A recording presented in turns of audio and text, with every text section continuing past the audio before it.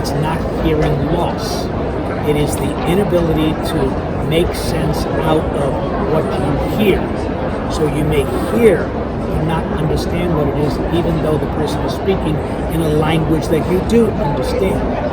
So auditory processing differs from a language disorder, which would be the inability to understand the meaning of the words. Whereas auditory processing is the ability to take in and get to the brain what it is we hear so that we can make sense out of it.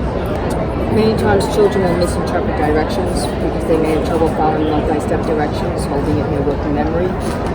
They also may answer questions incorrectly because they misheard what was being said. So they may miss certain sounds. So if the teacher is talking about chairs from different centuries, the person may have heard hair and answered the question inappropriately.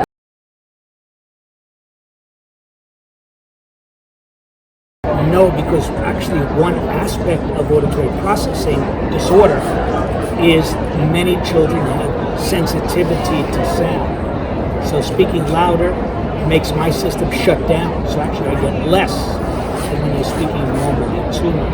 And Loraine has often brought up some good examples of this. Tone of voice is very important to people with auditory processing disorder because you know we're missing some of the words.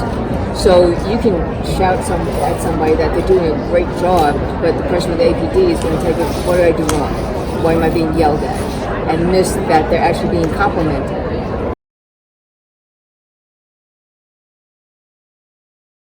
It really affects your self-esteem. You're afraid to raise your hand in class after a while because you may be answering questions off key, and you get tired of being laughed at in class. So I also have auditory processing disorder, but I didn't know it when I was in school.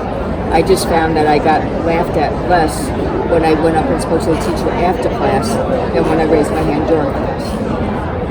And one of the things I wanted to do with the children's book, I Get It, many times children don't understand what it is that they have. They just know that they're struggling. But they need to understand why they're struggling because it affects their self-esteem. So I want the children to be able to understand what they were experiencing and that they can be successful.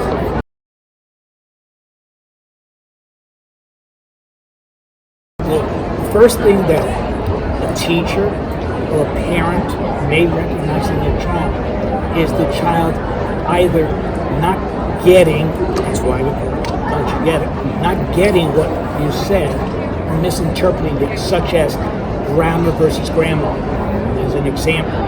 So if you are talking with the child as the teacher or as the parent, okay, and you notice that the child's responses are off of what you asked, then you think it through and say, if that child misinterpreted grammar as grandma, that would be an appropriate response.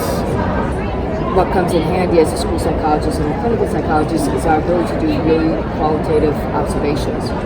Is the child in the classroom being distracted because they can't block out the ticking of the clock or the fan from the smart board or things like that? And if they were in a quiet room, they could pay attention, whereas the child with attention deficit disorder is still going to have problems with paying attention.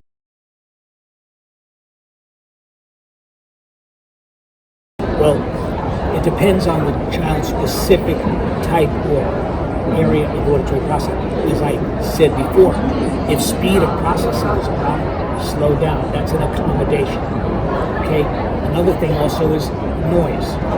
As Loraine was talking about, have the child be in a quiet environment, especially if we're studying, we're doing schoolwork, we're doing their homework, we're working at doing exams, tests, and things like that. Some children are slow at processing, not just the income, but I got it, I understand it, and here's my response.